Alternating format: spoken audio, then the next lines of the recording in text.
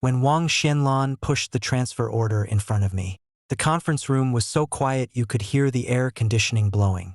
Written clearly in black and white, I was transferred to become the general manager of Qinling branch, tasked with revitalizing the loss-making assets. That's the most remote and worst branch of Longyu Tech. 2.5 hours from the high-speed rail station. Even the financial seal has had 3 different holders. I am a co-founder, her husband, yet she spoke to me as coldly as processing an expense report without even looking up. Shen Luobai immediately lowered his head, softly defending her, saying it was all for the company's sake. Not personal, he said.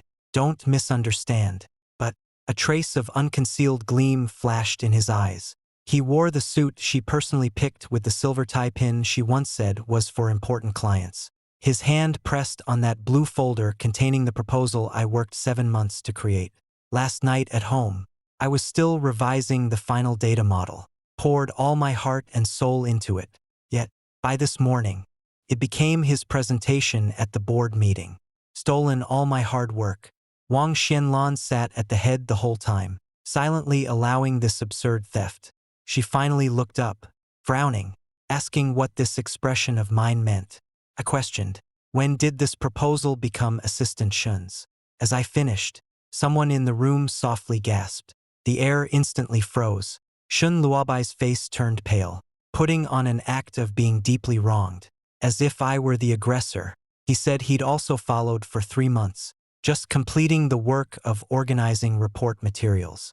I couldn't help but laugh, retorting, does organizing materials change the original architect? Wang Xianlan impatiently closed the file with a snap, forcing an end to my questioning. Her look held impatience and a piercing disappointment I knew too well. She blamed me in front of so many people for making young Shen Luobai, reporting for the first time, lose face. I stared at her, asking in disbelief. So it was me making him lose face. She lowered her voice, telling me as her husband and company veteran to be magnanimous. Magnanimity coming from her lips. It just makes me feel utterly absurd. 3 years ago, the company almost ran out of cash flow. Where was she back then? I mortgaged my premarital property. That's how we barely survived that life or death crisis. 2 years ago, her father's investment failed. It was me who provided the guarantee for the one-family shop. I personally signed that weighty guarantee document. Last year, her brother crashed a client's car. I covered the money to settle it. These account details were never mentioned to her. Not even half a word. She's the decisive CEO Ruan outside. But at home, she hasn't worried about utilities or property fees for a single day. Everyone says Ruan Qinglan married well. She married a man willing to stand behind her, supporting her rise. But over time, she forgot the one supporting her is also human, not a stepping stone. Shen Luobai, eyes red, stated he didn't want to affect their marital relationship because of me. After speaking, he even bowed to me. The expressions of several executives in the meeting room turned subtle. Some thought he was sensible. Others thought I was aggressive. Ruan Qinglan's icy gaze pierced me, demanding what more I wanted. I stared at her, the last bit of warmth in my heart slowly sinking. So she wasn't blind to it. She just chose to stand on his side. I picked up the transfer order and flipped to the last page. Demanded if the Qinling branch still had independent operating authority. They were all stunned, probably not expecting me to continue without arguing. I demanded full operational, personnel, and financial approval rights, and restructuring priority. Otherwise, I won't go. Ruan Qinglan frowned, asking if I was negotiating terms with the company. I said no. It wasn't negotiation. It was to avoid being blamed if Qinling incurs losses in the future. The meeting room fell silent for a moment. Shen Luobai hurriedly spoke up to defend Wang Xinglan. I ignored him, only looking at Wang Xinglan. Her expression was grim. In her eyes, my calmness today was more humiliating than anger. After a few seconds of silence, she signed the authorization clause, her handwriting beautiful and resolute. I collected the documents, saying calmly, hand over today, departure tomorrow. Surprise flashed in Wang Xinglan's eyes. She thought I'd argue and question, but I didn't. I stood up and pushed the chair back in place. I looked at Shin Luobai, demanded he complete the underlying algorithm documentation within a week. Also, the client deployment paths and cost calculation models. The data is under his name. So is the responsibility. I turned and left the meeting room. Behind me came the sound of Wang Xinglan calling my name. I stopped but didn't turn around. She said, "Let's talk at home tonight. Don't bring work emotions into our lives." I smiled, said she had already clearly separated work and life. After saying that, I opened the door and walked out. Outside the glass window at the end of the corridor, the city lights were bright. This is Longyu Technology Headquarters, in the heart of the CBD, where every inch of land is valuable. A place Wang Xinglan and I earned through countless all-nighters. But at this moment, felt as alien as someone else's dream. Back in my office, I didn't pack my personal items. I sat at my desk all night here. I backed up all project source files from the past 3 years, one by one. Also, the approval workflows, meeting minutes, and email correspondence. Backed them all up, too. Then, I sent a message to my lawyer. "Gu Wenzhou, let's begin." Gu Wenzhou replied quickly, "You finally decided." I looked at the screen, silent for a few seconds, then replied to him.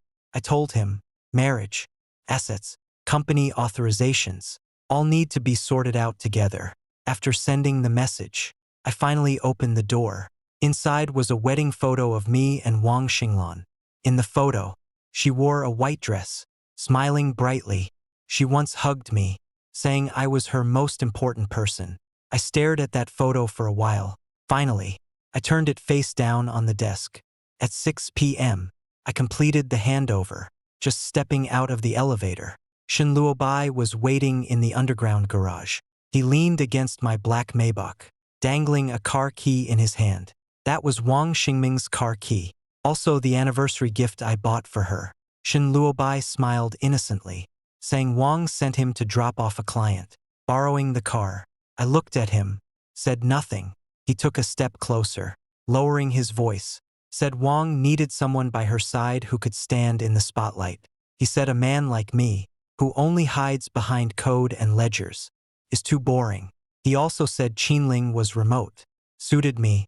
Once I left, someone would naturally take my place. I asked if he was finished. He paused. I took out my phone and stopped the recording. His smile instantly froze on his face. I walked to the car, pressed the spare key. The headlights lit up. I told him I bought this car in full before marriage. He had no right to use it. Shin Luobai's face changed, arguing Wang told him to drive it. I told him to take it up with my lawyer.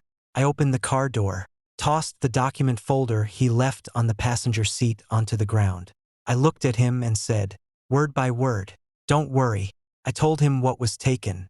"I'll take back piece by piece." He stood frozen. I drove out of the underground garage. My phone screen lit up. Wang Xingming sent a message questioning me for abandoning Luobai. She asked when I became so petty. I glanced at it and didn't reply. The next second, Gu Wanxiao called, saying he received the documents. He said the Qinling authorization signed today was crucial. The board had left a supplementary agreement for independent restructuring. As long as Qinling is profitable for 2 consecutive years and completes financing, I can apply for an independent IPO. My hand on the steering wheel paused slightly. I only vaguely remember that agreement. Back then, Wang Xingming Lan Qinling Ling dragged down the headquarters valuation.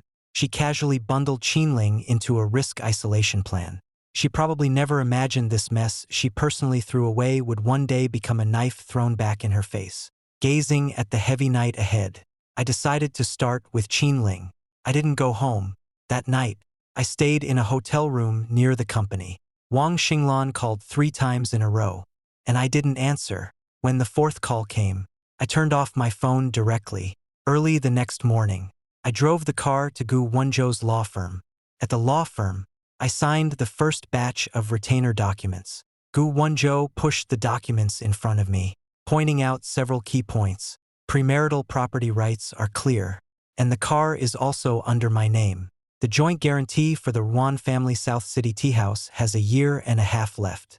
We can apply for early release based on their breach of fund usage. Flipping through the documents, I felt very calm. These things didn't suddenly appear. It's just that, in the past, I never tallied them up.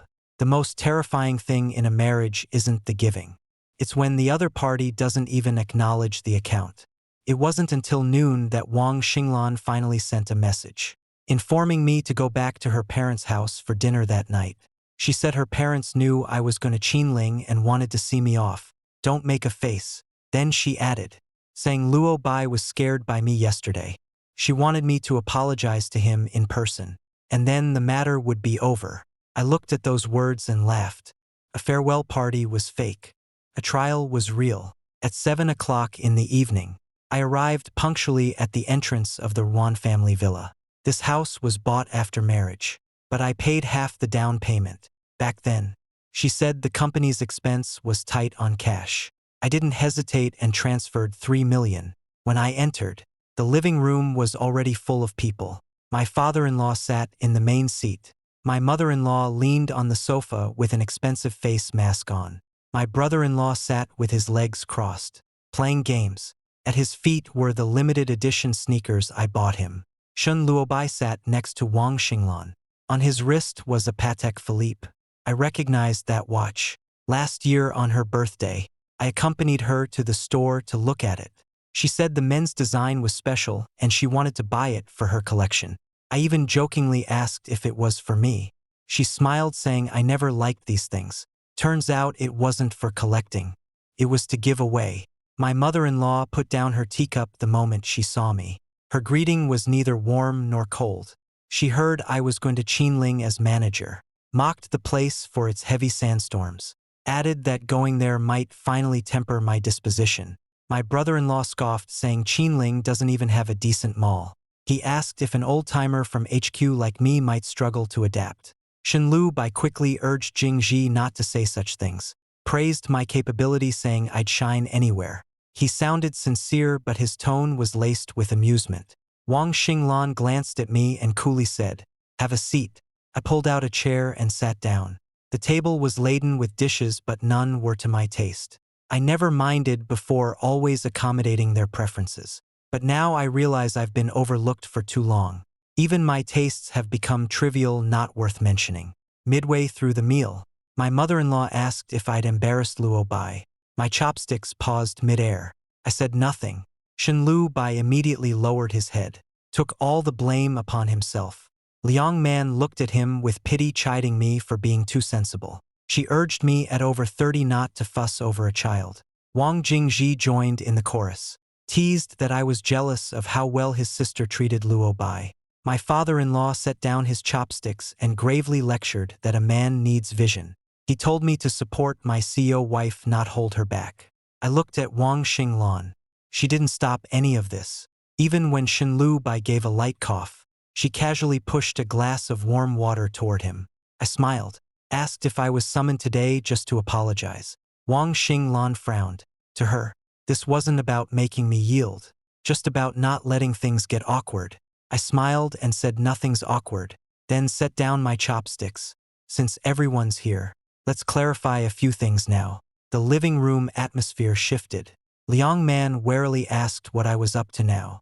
I placed the first document on the table, my tone calm. I've been paying the loan on Wang Jingsheng's Porsche, starting next month. I stop. He's on his own if it's overdue. Wang Jingsheng shot up, demanding answers, thinking the car was a gift from his sister. I looked at him, pointed out his sister used my supplementary card. His face flushed red. He asked why family has to split hairs. I produced the second document, announced withdrawing the guarantee for the South City tea house. They misused the loan for investments, which violates the terms. When the bank comes calling, I won't cover for them anymore. Liang Man's face instantly changed as she slammed the table and roared, "Are you trying to drive them to their deaths?" I looked at her calmly. I mentioned filling in 860,000 over the past 3 years. Not a single thank you in return. Now that I've stopped, it's suddenly me driving them to their deaths. My father-in-law's face turned ashen. He reminded me that I owe my success today to marrying Xinglan. I couldn't help but laugh, refuting his claim. My achievements came from writing code, co-founding startups, and securing funding, not from sitting at the Yuan family dinner table listening to their lectures. Wang Xinglan suddenly looked up, her voice cold. That's enough. I looked at her and replied calmly, not yet. Then, I produced a third document. I declared that the Binjiang marital home is my premarital property. The locks will be changed within a week. She can move her personal belongings out. As for Shen Luobai, he has no right to enter. Shen Luobai's face paled. He put on an expression of being wronged and tried to explain. I cast my phone screen to the TV, displaying the call access records. Within 3 months, he had entered and exited the Binjiang home late at night a staggering 17 times. The living room fell completely silent. Finally, a change came over Wang Xinglan's face. Her voice lowered. She asked in disbelief, "Have you been investigating me?" I looked at Wang Xinglan and told her calmly, "The house is mine. The access system is linked to my owner's account." I explained this wasn't about investigating her.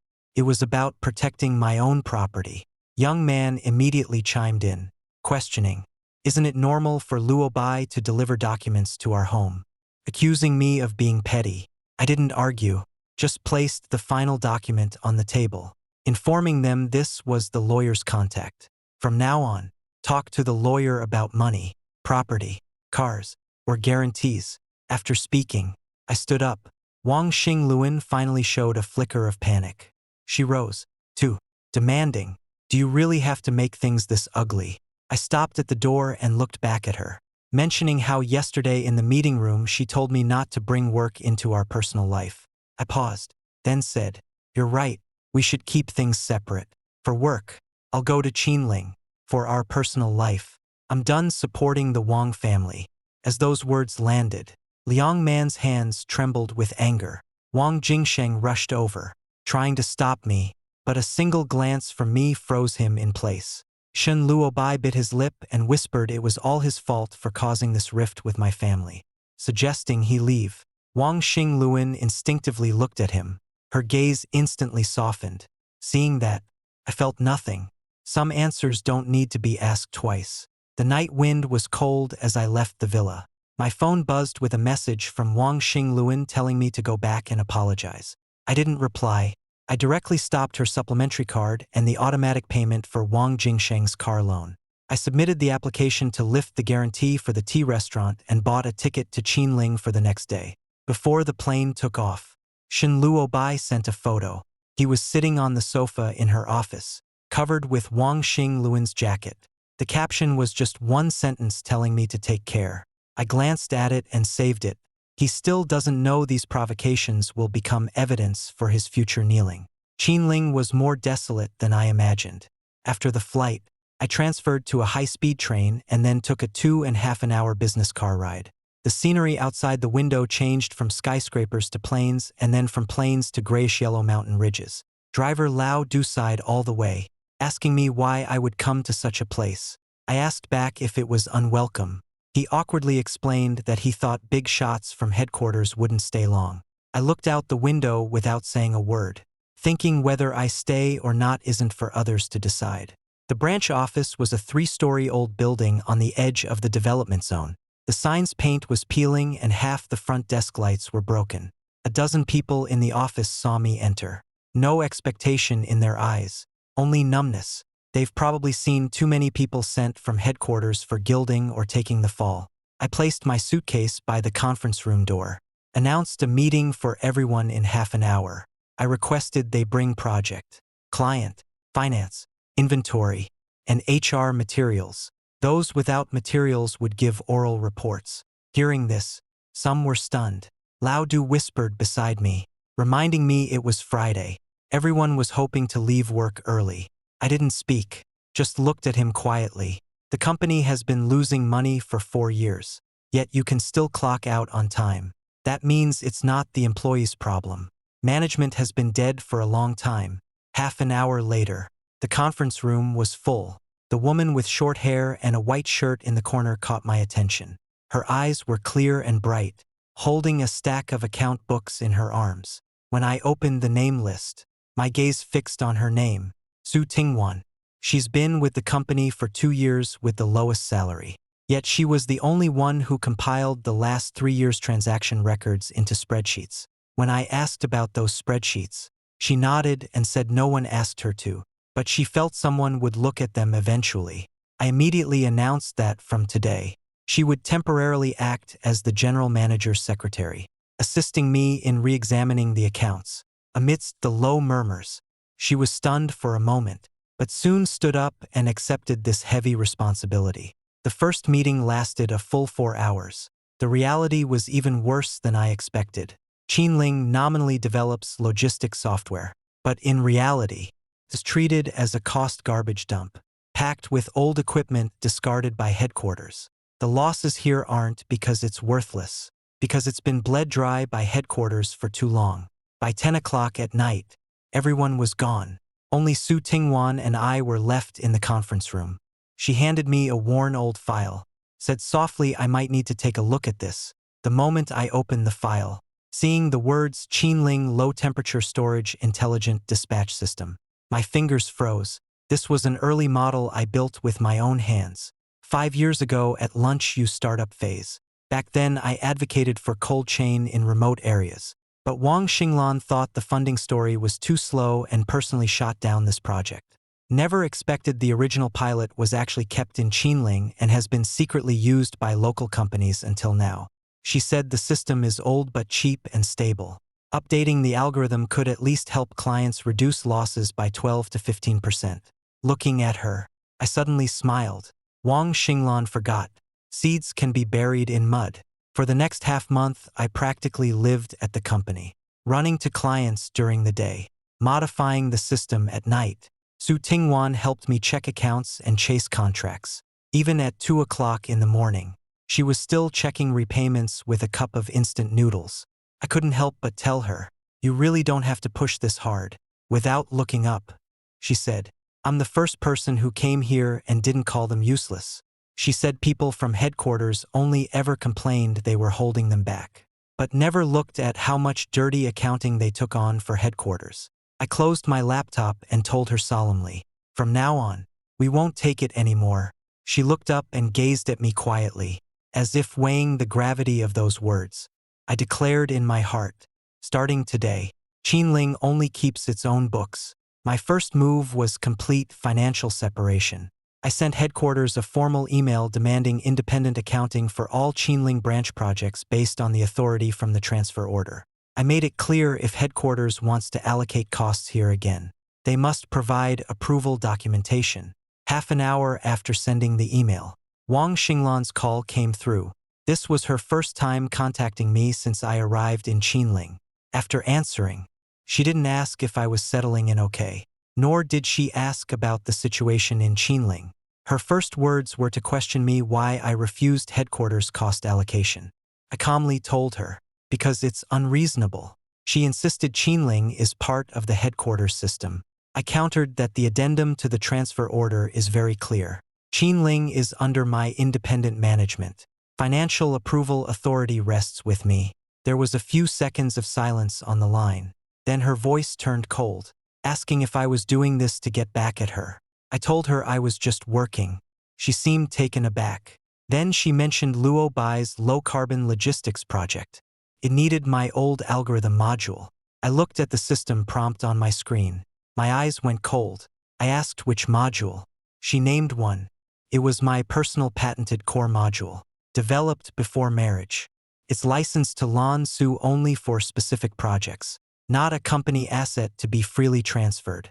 I asked her directly, "Does Shin Luobai understand it?" Wang Xinglan was furious, accusing me of always targeting him. I insisted. I just asked if he understands it. She took a deep breath, saying he needs a chance. I smiled, telling her she can give him chances, but don't use my work as a stepping stone.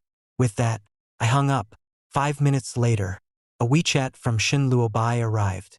Mocking me for clinging to relevance through technical permissions was pathetic. I replied, "Wait for it," and blocked him. That night, I had Gu Wenzhou send the first lawyer's letter. It clearly informed Lan Su HQ my personal patent module cannot be used without authorization. cannot be repackaged for third-party applications. An original authorship cannot be altered. After the letter, HQ's tech department was in chaos. The next day, Wang Xinglan called again. Her tone was colder than yesterday, demanding if I had to take it to a legal level. I said I didn't make it happen. You took what wasn't yours. She fell silent, then said I wasn't like this before. I looked at Qinling's gray sky outside, told her I had boundaries before, too. I just loved her then, but I didn't say that last part. It wasn't necessary anymore. After hanging up, Su Tingwan knocked and entered. She placed a scanned document on my desk, said she found a supplemental agreement in an old contract. I opened the first page, wanting on signature from 3 years ago. The terms were simple. Qinling branch is a risk isolation entity. If profitable for 2 consecutive years and gets external capital, management gets priority for restructuring. It also stated, HQ cannot revoke independent operation rights without cause. Looking at the agreement, a glimmer of hope lit in my chest. Su Tingwan softly asked if it was useful. I closed the file, telling her firmly, "It's very useful. From this moment on, we're not just saving Qinling, we're building it into a real company." Qinling's first order was won by Su Tingwan and me together. The client was the largest apple cold chain company in the area, owned by a Mr. Meng, in his 50s, sharp as a tack. When he heard I was from headquarters, he couldn't even be bothered to pour me tea at first. He said straight out he'd seen too many Launchu people. All talk when they arrive, but never answer their phones when they leave. His system had been down for 3 months. Headquarters support just told him to wait in the queue. A whole truckload of his apples rotted in storage. He demanded to know who would pay. I didn't argue. I just quietly opened my laptop. I promised him I'd get the system running that very night. If the early morning system wasn't restored by 8 a.m. tomorrow, he wouldn't pay a cent. Mr. Meng sneered and asked if I meant it. I put my ID and business card on the table and told him I did. Su Tingwan and I, with 2 engineers, stayed in the cold storage until 4 a.m. The temperature inside was bone-chilling. Even the computer screen fogged over. Su Tingwan's fingers turned red from the cold, but she kept helping me log data. At 5:17 a.m., the early warning system finally came back online. At 8 a.m., Mr. Meng looked at the back-end data curve. He was silent for a long time. Finally, he personally poured me a cup of hot tea. He said we could sign the contract, but on one condition. Future projects would only be signed with Qinling, never with headquarters. I smiled because that was exactly what I wanted. The day the first payment came in, someone in the office bought a cake for the first time. Not to celebrate how much money we'd made, but to celebrate that we'd finally stopped being called useless by headquarters. But headquarters soon caught wind. Shen Luobai, in the name of the project department, demanded we share client information. He called it unified management. I refused outright. That night, Wang Xinglan called me personally, demanding to know what I thought I was doing. She emphasized that Qinling was a Longyu branch, not my personal fiefdom. I was looking at the financial report. I calmly replied that the clients and the service belonged to Qinling. Headquarters had no right to take over. She yelled that without the Longyu platform, I was nothing. I laughed and asked her in return why she didn't say that 3 years ago when Longyu was almost bankrupt. The other end of the line went quiet. I heard her breath catch for a moment. She quickly regained her haughty tone, said the overall interests are needed now. She said Luobai is in charge of the new project, needs Qinling's clients as demonstration cases. I flatly refused her request. She snapped my name, trying to pressure me into compliance. I reminded her from the day I signed the transfer and independent authorization. Qinling's accounts are my call. She coldly asked if I was determined to oppose her. I stood up, walked to the window, told her this isn't opposition. It's a severance. Qinling's nightscape isn't as bustling as headquarters. Streetlights sparse, yet it feels solid to me. Wang Xinglan seemed stunned. After a long pause, she asked if I was still angry, facing her probe. I gave no answer. On the other end, her tone finally softened a bit, advised me not to let Shen Luobai affect our marital bond. I couldn't help but laugh. retorted, asking if she only now remembers we're husband and wife. Hearing silence fall again, I hung up directly. Not long after, I received a screenshot. It was a post from Shun Luobai's social media. He insinuated that some seniors mistake the platform for their own merit resources for private property, posting he's not afraid to share. The picture was his back standing before the floor-to-ceiling window in Wang Xinglan's office. Many headquarters staff liked it, including Wang Jingxing. Wang Jingxing even mocked in the comments, saying some exiled people are getting desperate. I saved the screenshot and sent it to Gu Wenjiu. He instantly replied saying the evidence for defamation is accumulating. He also told me the Wang family's guarantee release application has been accepted. The bank will reassess the loan. I just replied, okay, understanding perfectly. Late that night, Liang Man's call came through. Started with an accusation. Asked how I could be so ruthless. Said the bank checked accounts this afternoon.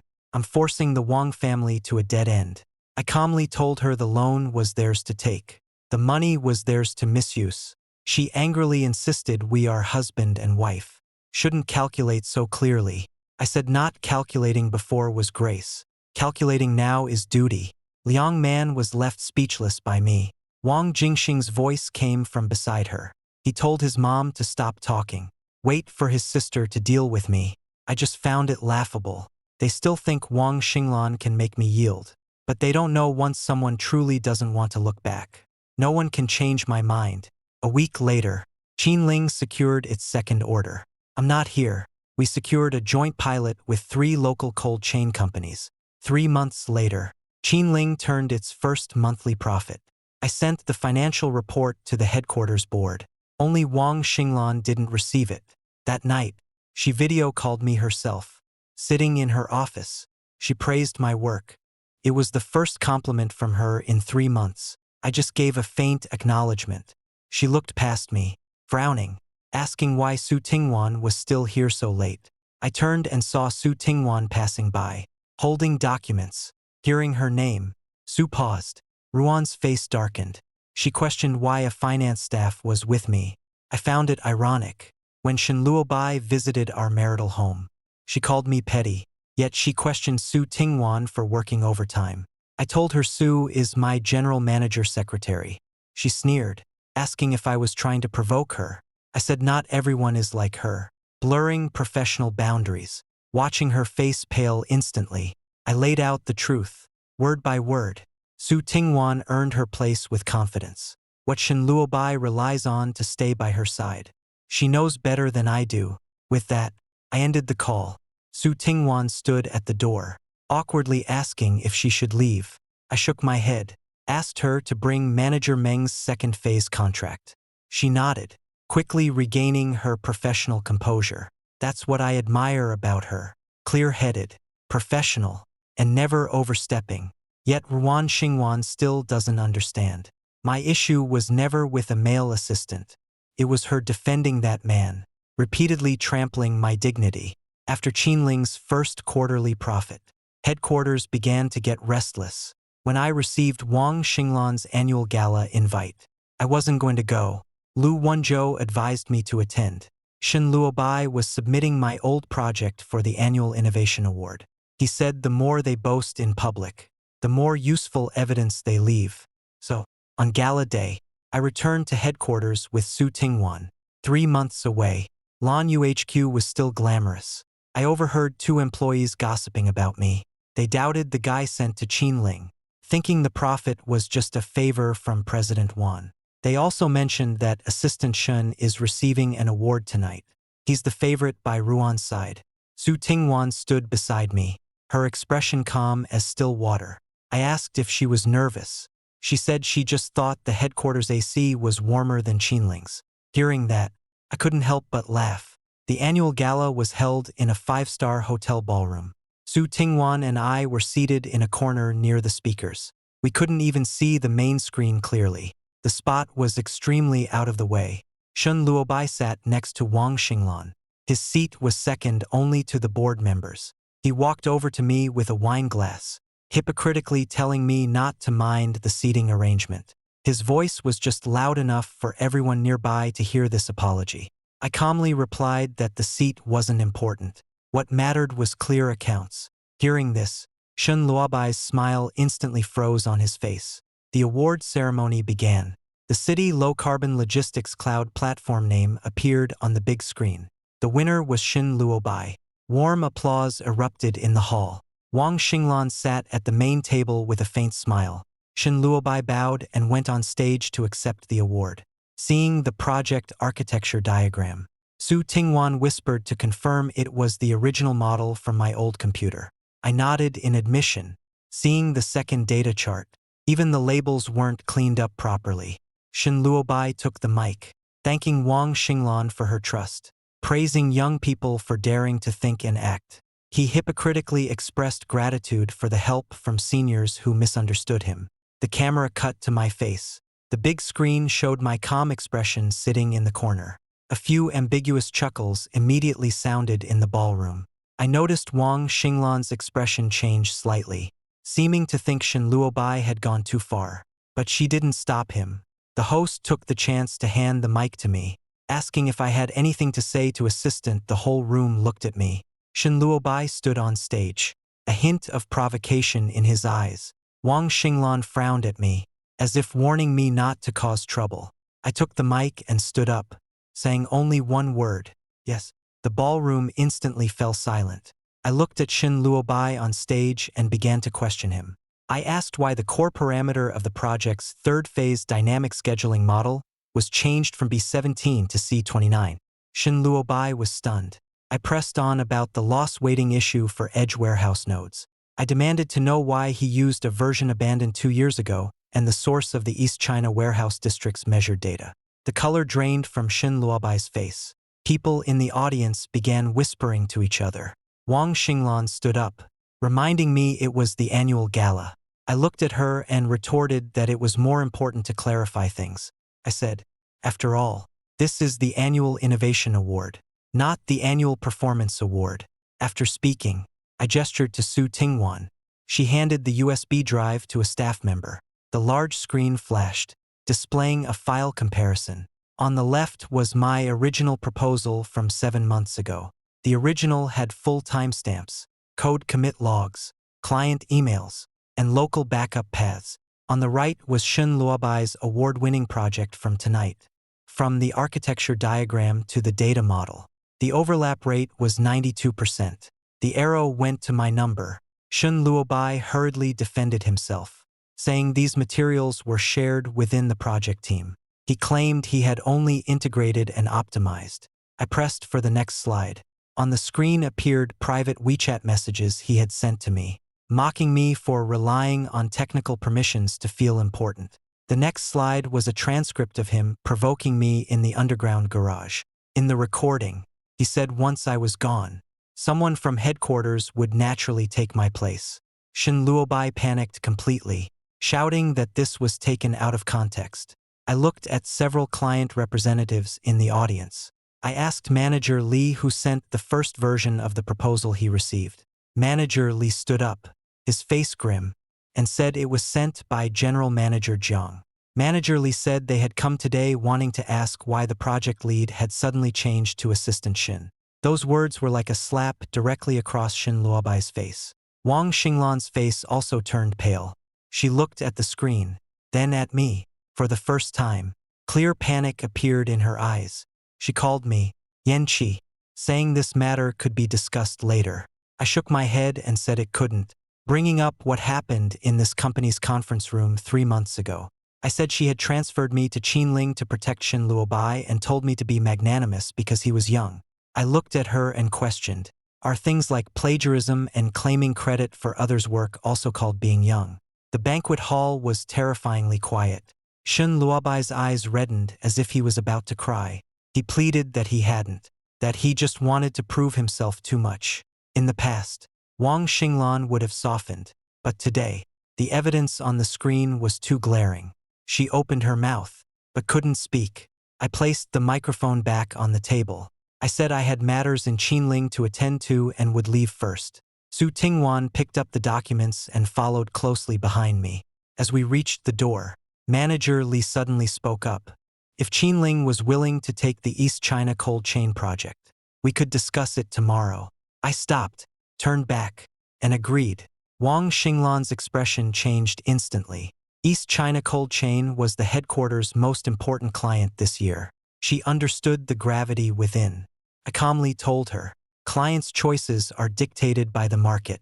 With that, I pushed the door open and left. No applause echoed in the banquet hall. But I knew from that night onward, headquarters could no longer pretend I was a failure.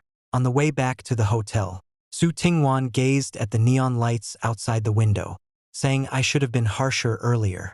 I smiled and asked, wasn't that enough? But she said seriously, Shen Luobai and President Wang haven't truly felt the pain yet. This girl was sharper than I'd imagined. I just said, no rush, the real reckoning comes last. The day after the annual party, Wang Xinglan called over a dozen times. I didn't answer a single one. At noon, she sent a long message, accusing me of embarrassing Shen Luobai in front of everyone and putting the company in a passive position. Seeing the word inappropriate, I laughed. Plagiarism and misappropriation, in her words, were merely handled inappropriately, and me presenting evidence somehow became putting the company in a passive position. She never changed. I just stopped playing along. That afternoon, I returned to the Riverside wedding home solely to retrieve the original agreement and property deeds from the safe. The community guard looked stunned to see me back.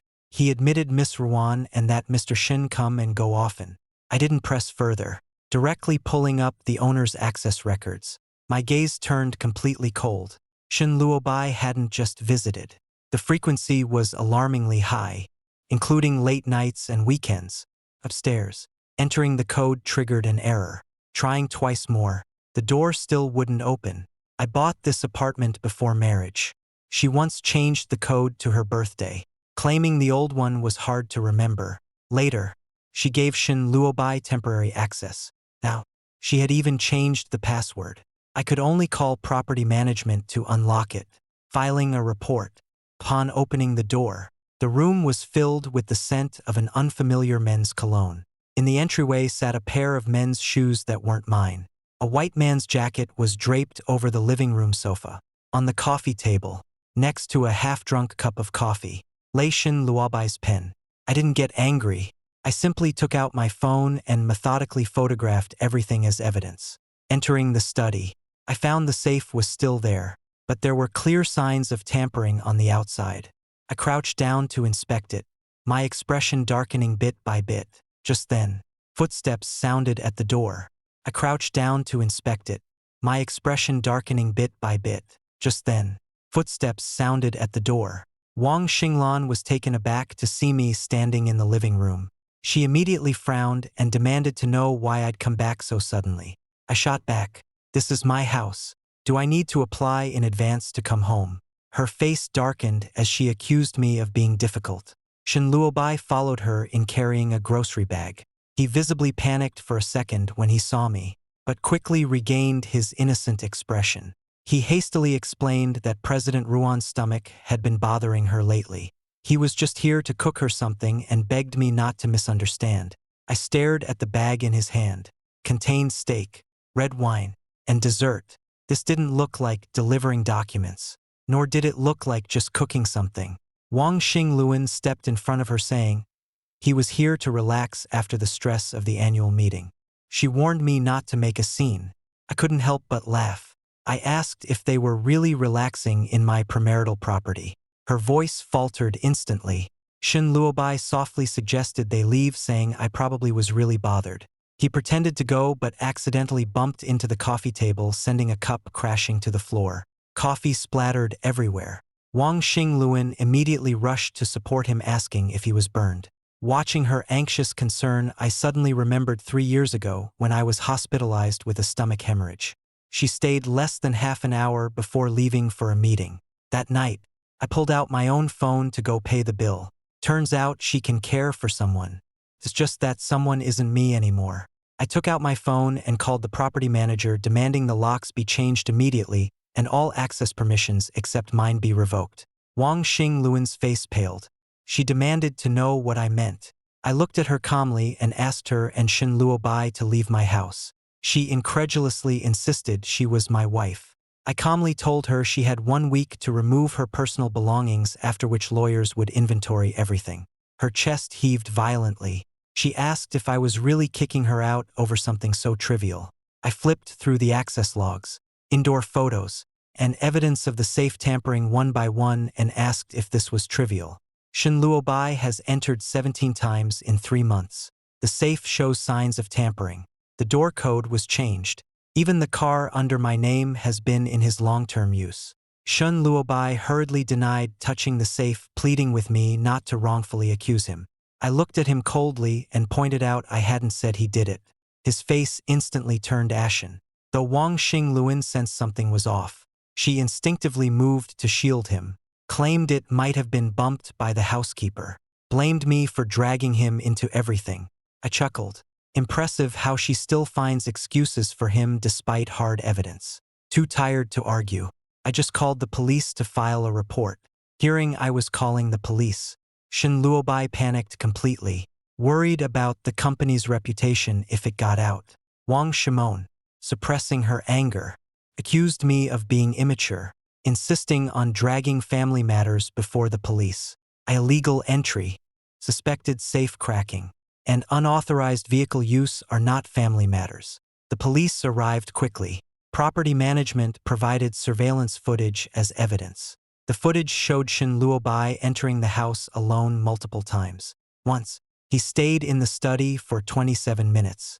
Shin Luobai, pale-faced, was still making excuses, said he was getting files for President Ruan. Under police questioning, he stammered, unable to answer. Wang Shimon stood aside, lips pressed tight, for the first time, unable to brush this off with "let it go." After giving my statement, I demanded the locks be changed on the spot. Shin Luobai was required to cooperate with the investigation. His face turned ashen. Wang Shimon watched workers remove the old lock. Her voice hoarse, she demanded if I really had to go this far. I pocketed the new keys, telling them boundaries are important. Eyes reddening, she asked why I disregarded our years of friendship. I looked at her, feeling nothing inside, stated plainly, friendship isn't meant to be trampled on. I turned, entered the study, opened the safe, and took the agreement. Leaving, Shin Luobai was waiting by the elevator, glaring venomously. He warned me not to get cocky. He said President Ruan would always have a place for him in her heart. I pressed the elevator button, telling him he'd better hold on tight. The doors opened. I stepped in, told him that place wouldn't be secure for long, either.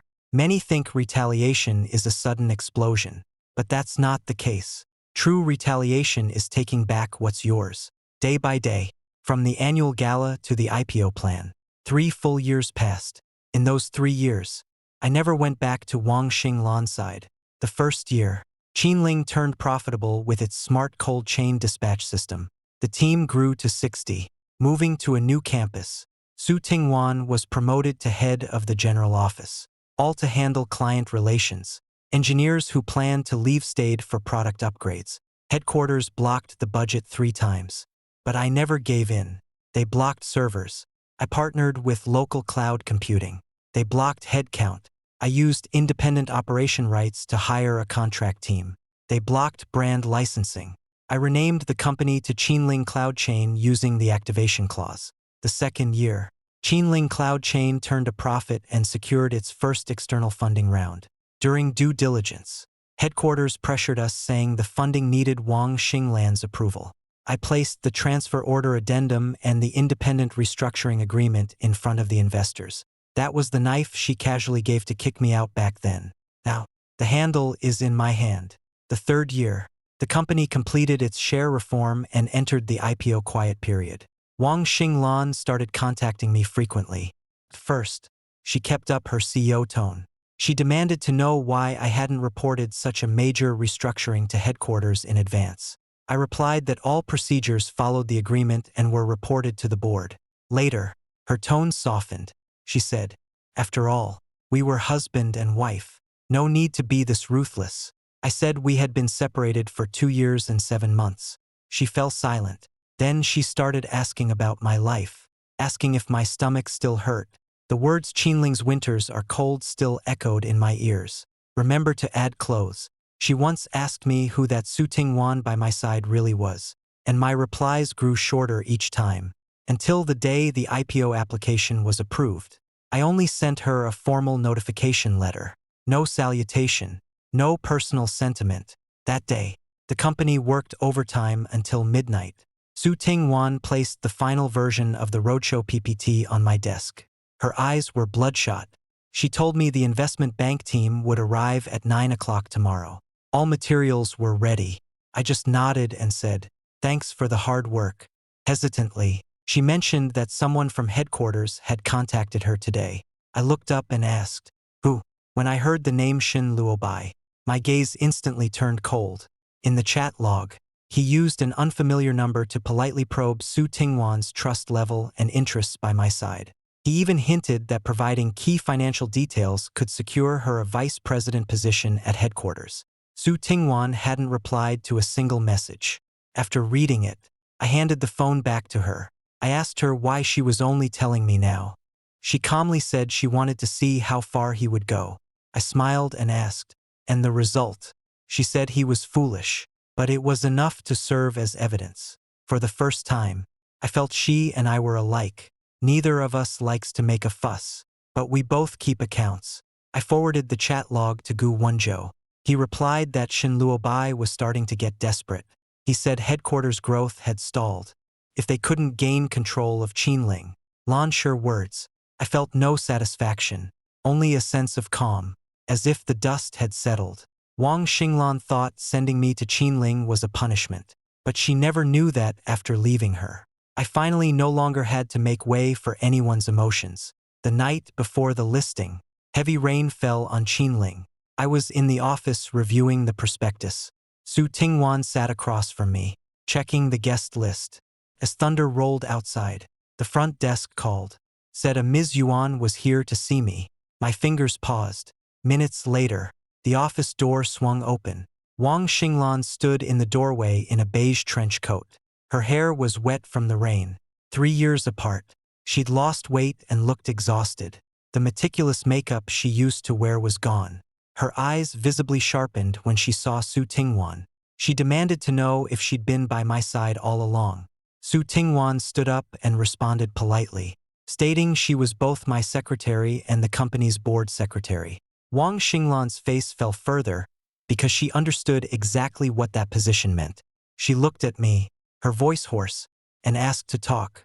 I closed the file and asked if it was business or personal. Her eyes reddened as she asked if a married couple had to be so formal.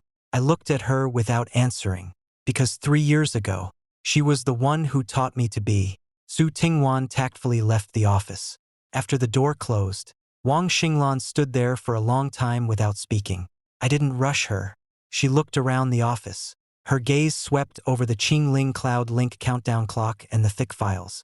Her eyes finally settled back on me. She sighed, saying I'd really done it. I simply replied that the team did it all.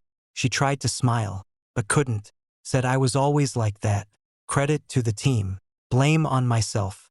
I looked at her and asked, "You didn't come just to reminisce, did you?" Her eyes reddened. She asked if I had to address her so coldly. I asked, "What else?" She stepped forward, saying she knew I'd suffered these years, admitting it was her fault to transfer me to Qinling. I waited for that sentence the first year, waited when HQ slashed our budget, waited when I was humiliated at the annual meeting, even waited when the lock on our marital home was changed. But she never came. Now, with Qinling about to list, she's here. I asked if she came because I suffered, or because Qinling is about to go public. Wang Xinglan's face instantly went white. She demanded if I really saw her as that mercenary. I didn't speak. Silence was answer enough. Her eyes reddened even more. She admitted she trusted Shin Luobai too much and neglected me, but insisted things between them weren't what I thought. I smiled, told her I no longer cared if they had done that, and she froze. I calmly said the most terrifying thing in marriage isn't physical betrayal. It's every choice. Shin Luobai taking my proposal.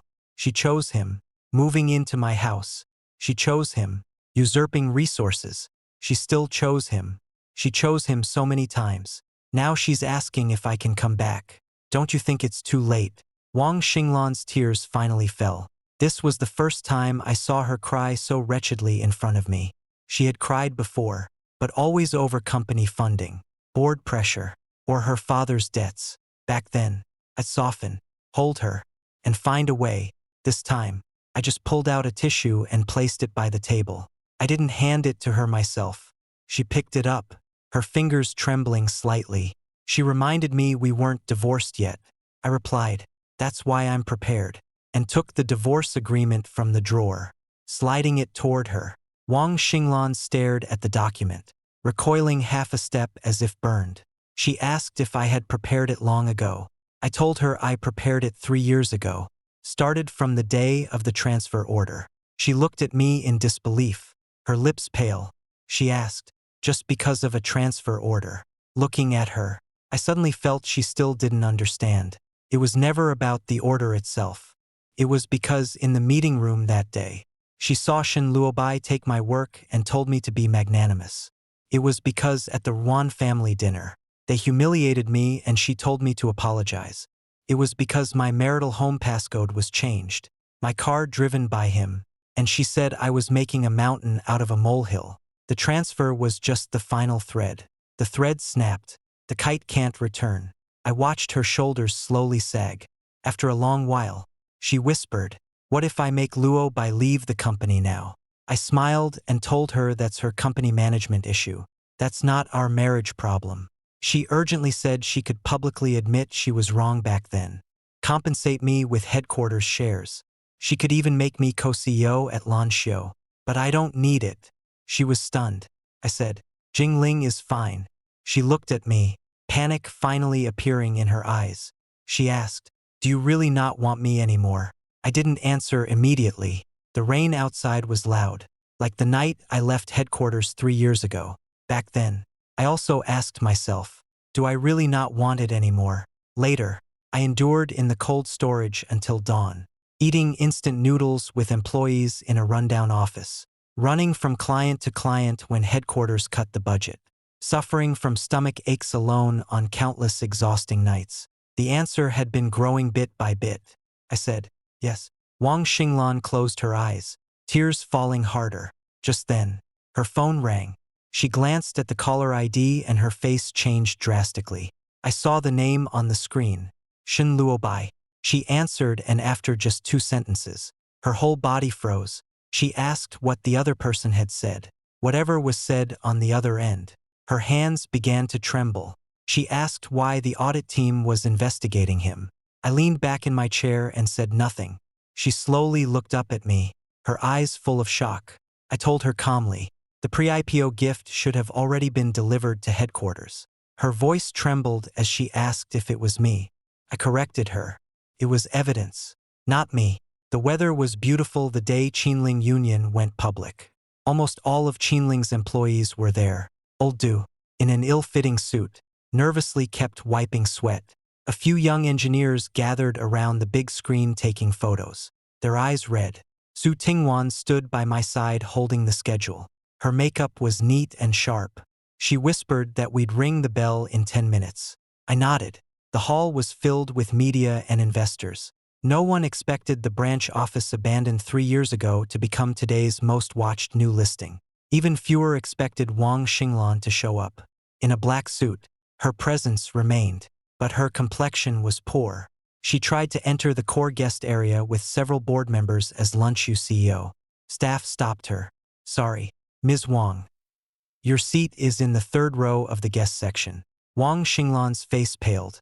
At any previous event, she'd been center stage. Today, she was a guest. She looked at me. I didn't look away, but I didn't approach.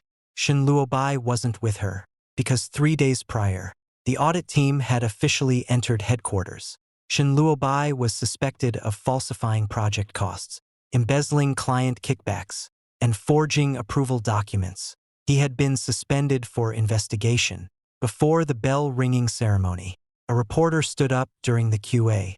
He asked if this IPO meant the couple had jointly completed a capital layout. The hall fell silent. All cameras focused on me and Wan Xinglan. At that moment, I saw a sudden flash of hope in Xinglan's eyes. She probably thought I'd at least spare her some dignity. I picked up the microphone and calmly corrected 2 facts. First, Jingling Union's IPO was the result of 3 years of team effort. It was absolutely not a couple's layout. Second, Ms. Wan Xinglan and I are in a long-term separation and divorce settlement phase. Don't mistake personal relationships for corporate control. The room erupted in an uproar, and Wan Xinglan's face went pale. A reporter immediately pressed whether Lan Su headquarters was involved in operations. I looked towards the big screen. Su Tingwan nodded and switched to 3 key documents. They were my transfer order, independent operation authorization, and restructuring agreement from 3 years ago. I explained that I was granted full operational authority 3 years ago. All subsequent procedures have been strictly legal and compliant. Someone in the audience gasped softly. Wan Xinglan sat in the 3rd row, clutching her bag tightly. A commotion suddenly came from the hall entrance. Shen Luobai barged in, looking disheveled. He struggled to stand and accused me. "Don't act so innocent." Security tried to stop him, but I raised my hand to signal them to stand down. He rushed to the media area, accusing me of rising through Ruan's influence and diverting company profits. All cameras turned to him. Wan Xinglan, looking furious, told him to leave, but he clung to this like a lifeline. His eyes red as he accused me of ruining him. He said I gave the evidence to the audit team to seize control of Lan Su. I looked at him, thinking a thief who climbed high only blames the light when he falls. I said to Su Tingwan, "Play it." The big screen immediately switched to the full audit summary. It showed 7 unusual consulting fees from his projects flowing to related accounts. There were also 3 forged supplementary agreements and 2 instances of unauthorized client data transfer. The next page showed chat records of him trying to obtain IPO materials. Shun Luobai's face turned ashen. My voice was low but clear, questioning him point by point. "These accounts were opened by you. The money was received by you. The documents were forged by you. Even these provocations came from your own mouth." I looked towards the media section, declared that all this was made public because Qinling won't accept any slander. Police and investigators soon entered. As he was taken away, Shen Luobai finally panicked. He begged for Wang Xinglan for help, shouting she knew about everything back then. This caused another uproar in the room. Wang Xinglan's body swayed violently. I finally understood. The man I protected for 3 years wouldn't hesitate to drag me down when in danger. I didn't look at her. The bell ringing time had arrived. I stepped onto the stage. The Qinling team behind me. The countdown began. 3, 2, 1. The moment the bell sounded, Qinling Yunli and stock code lit up on the big screen. Applause surged like a tide. Old Du cried. Several engineers hugged. Su Tingwan stood beside me. I slightly read but trying to stay composed. I looked out at the audience. Wang Xinglan sat in the crowd, her face pale. Tears fell silently. 3 years ago, she pushed me into this game. She wanted me gone. 3 years later, I stand here telling everyone I am not a discarded pawn. I am a player who fought my way out. 3 days after the IPO, I asked Wang Xinglan to meet at the Civil Affairs Bureau. She didn't refuse, but when I arrived, a crowd had gathered at the entrance. The man, Wang Shijing, Wang Jingxing, and several relatives were all there, clearly prepared in advance. Liang Man rushed at me, crying and cursing, calling me heartless, saying I'd abandoned the wife who suffered with me once I succeeded. People came and went. Soon, a crowd gathered to watch. Wang Jingxing held up his phone, live streaming, shouting that I was an ingrate who built my fortune on my wife. Comments flew by. Wang Xinglan stood aside, looking grim, but she didn't stop it. I glanced at her. She avoided my gaze. I understood. She still held a sliver of hope, using public pressure to force my hand. Too bad she forgot. I'm not afraid of publicity anymore. I nodded to Gu Wenzhou. He pulled out a tablet, connecting it to the car screen. First document, prenuptial property notarization. The Binjiang marital home is solely mine. Second, my capital contribution in tech equity proof from the startup phase. Third, Detailed records of payments I made for the Wang family. Every entry clear. Bailing out the in-laws tea restaurant. 860,000. Paying off Wang Jingxing's car loan. 420,000.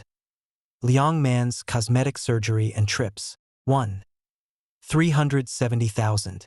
Covering Wang Shijing's debts. 2. 100,000. The onlookers and the live stream chat shifted. People remarked the husband was the real ATM. Liang Man's face fell. She lunged for the tablet. Gu Wenzhou sidestepped her. I looked at her calmly. Don't rush. There's more. Next page. A bank inquiry letter about the Wang family tea restaurant's illegal loan diversion. Next. Chat logs of Wang Jingxing using my credit card while mocking me in group chats. Wang Jingxing's live streaming hand began to tremble. I stared coldly into his phone camera. Wang Jingxing, I demanded, for the past 3 years. Your car, your shoes, your card swipes. Who paid for it all? Someone in the crowd laughed. Wang Jingxing's face turned beet red. He frantically ended the stream. Liang Man tried to make a scene, but Wang Shijing stopped her. His expression was grim. He knew any more fuss would only shame their Wan family. Finally, Wan Xinglan spoke hoarsely. Enough. The young man urged her to speak up. Ask her if she's just going to watch us get bullied. Wan Xinglan closed her eyes and told her mom to stop talking. The look she gave me was full of shame and exhaustion. There was also a belated clarity in her eyes. She said softly to me, "Let's go in." Her hand kept shaking while she was handling the formalities. The staff routinely asked if the divorce was voluntary. Wan Xinglan looked at me with reddened eyes. Her voice was so soft it was almost inaudible as she asked, "Is there really no going back?" I looked at the agreement on the table, filled with property division and debt allocation. This was the ending I had prepared for 3 years ago. I told her there was no going back. Her tears fell. The staff silently handed over the signing pen. Wan Xinglan held it for a long time before finally signing her name. Those 3 characters were still elegant, but they no longer belonged in my life. When she got the divorce certificate, she stood at the Civil Affairs Bureau entrance, looking lost, deaf to her family's crying and scolding. She only looked at me, muttering to herself, "If I hadn't sent you to Qinling back then." I cut her off, saying there are no ifs. When she made her choice back then, she didn't think to give me any ifs. I said now that the result has come, she shouldn't ask me for ifs. After saying that, I turned and got in the car. Before the door closed, I heard her scream my name in a breakdown, but I didn't look back. As the car drove away, she was alone in the crowd in the rearview mirror. I felt no joy of revenge in my heart. I just felt that a very long road had finally come to an end, and the divorce was only the first step. The real reckoning began a month later. The investigation into Shun Luobai's issues went deeper. The audit team traced the accounts and found he embezzled project funds through related companies. The amount was as high as over 7 million. Even worse, he had also forged Wan Xinglan's electronic approvals, leading to her being held accountable by the board.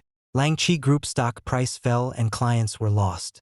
The Shun Luobai she once cherished became the sharpest knife stabbing at her.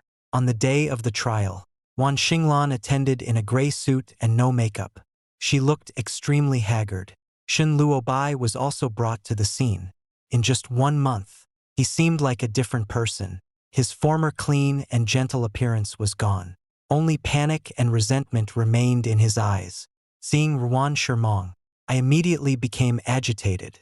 Shun Luobai defended himself hysterically in court, claiming the project was what I had him do, and he was just following orders. I saw Ruan Shermong's face instantly turn pale.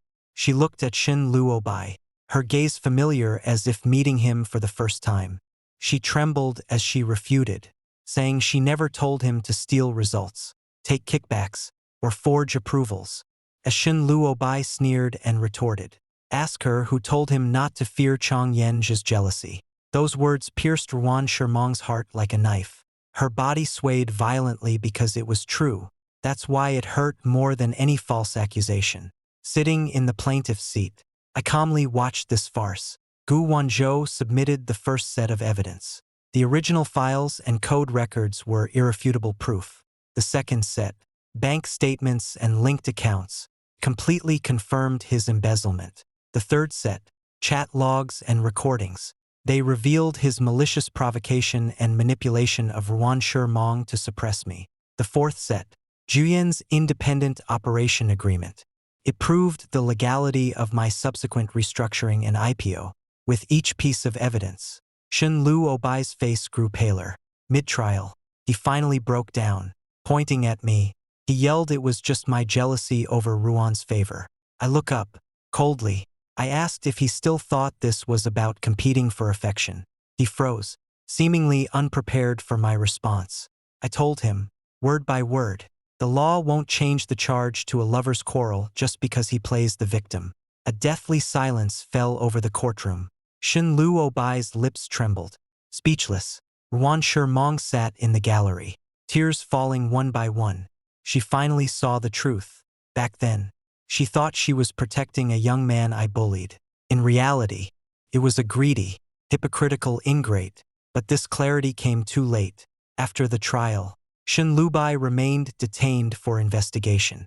Ruan Xinglong chased me to the courthouse steps and called out. I stopped, watching her stand below, her hair tousled by the wind. Through tears, she said she only learned today of all he'd done behind her back. I calmly told her, 3 years ago, I placed the evidence right in front of her. She chose not to look. Tears welled in her eyes. Finally, she uttered that long overdue, I'm sorry. I merely nodded in acknowledgement, not forgiveness, and certainly not a promise to return. The light that had just ignited in her eyes instantly died. Trembling, she said she had already lost so much. I reminded her calmly, that was her own choice. I too had lost things, yet never asked her to bear the consequences. She covered her mouth, trying too hard to speak. Gu Wanzhou timely reminded me the car had arrived. As I turned to leave, she called after me. If she sold the company and left, could she have one more chance? I paused, not looking back, and gave the final answer. No, this time, she didn't chase after him. Shen Lubai was eventually sentenced. Multiple charges, including job encroachment and falsifying approvals, stacked up, enough for him to pay the price for his greed. Ruan Xinglong resigned as CEO. The board was restructured. Several old clients gradually switched to Qinling Cloud Chain. The Ruan family's tea restaurant was repossessed by the bank due to loan issues. Ruan Jingshan's car was towed away. 2. Liang Man could no longer boast to her relatives about having a CEO daughter. When this news reached me, I was at Qinling's new headquarters for the annual strategy meeting. Su Tingwan placed the documents in front of me, casually mentioning that Ms. Ruan had already stepped down from management. I just hummed in acknowledgement, opened the file, indicating I had no questions. After the meeting, the first snow of the year fell at Qinling. I watched the employees building a snowman downstairs, recalling how, 3 years ago, when I first arrived, the city was still drab and gray. The branch office felt like a forgotten corner. Now, the lights are bright downstairs with the IPO photo hanging on the wall. Everyone is smiling as if they've won a long, hard-fought battle. When my phone rang, I saw an unfamiliar number. After answering, it was quiet on the other end for a few seconds. Then came Ruan Xinglin's voice, familiar yet strange. I didn't speak. She softly asked if we could meet. I was about to refuse, but through the floor-to-ceiling window, I saw a figure standing in the snow below without an umbrella. In the end, I went downstairs, not out of soft-heartedness, but because some words needed to be said once and for all. In the lobby, Ruan Xinglin's eyes reddened when she saw me. She was thinner than last time, like a lamp about to go out. She forced a smile, congratulating Qinling on its double profits. I simply replied with 2 words, thank you. Those 2 short words dimmed the light in her eyes. She took out a box containing a wedding ring, said she found it while sorting things out, realized that some things are easy to take off, hard to put back on. I looked at the ring, but didn't take it. Her tears finally fell. She wept, confessing, said for these 3 years, she thought every day, if only she had trusted me more back then. If only she hadn't let me suffer for Shenluo Bai. I interrupted her, called her name, told her what she regrets isn't necessarily losing me. I said what she regrets is probably losing the person who always cleaned up her messes. She shook her head urgently, denying it, saying she truly regretted it. But I told her, true or false, it doesn't matter anymore. I told her, my voice very soft, that I no longer need to judge. Watched her whole body freeze. I actually feel an unprecedented sense of peace. I used to crave for explanation and apology so much. I longed for her to choose me, just once, with conviction. But the clearest moment for anyone is realizing they no longer need those words. Ruan Xinglan cried, asking if it really had to be this way. I just nodded calmly. It has to be. Her knuckles were white, gripping the ring box tightly. She asked if things would be different without Shen Luobai. I shook my head. Without him, there'd be someone else. The problem was never just him. It was that she always thought my dignity could be compromised, that her family could trample on my achievements, that my bottom line could keep retreating. Shen Luobai just amplified those issues. What truly made me leave was her expecting my magnanimity after each choice she made. The snow fell heavier. Wang Xinglan stood in the snow, crying too hard to speak. I placed an umbrella in her hand. She looked up, calling my name like a final hope. I stepped back. Don't misunderstand. It's just because of the snow. The light in her eyes shattered. I turned and walked towards the lobby. Behind me, she choked out that she had loved me. I paused, but didn't look back. I know, I said. I love you, too. Then I kept walking. Automatic doors opened. Warm light spilling out. Su Tingwan handed me the next meeting's documents. She didn't ask about what happened downstairs, just told me the investor had arrived. I took the file and said, let's go. Before the elevator doors closed, I glanced outside one last time. Wang Xinglan stood in the snow, holding the umbrella, finally understanding that some people don't look back once they're gone. I withdrew my gaze, looking at my own expressionless face in the elevator mirror. No anger, regret, or elation, just complete peace. 3 years ago, I was exiled to Qinling. Everyone thought I was a loser. 3 years later, I built skyscrapers from the ruins myself, turned humiliation into leverage. I left that rotten marriage buried far behind me. Wang Xinglan once rushed over, begging me to come home, but she didn't know I had no home left. My home was something I rebuilt from the ground up. Those who are late can only ever stand outside the door.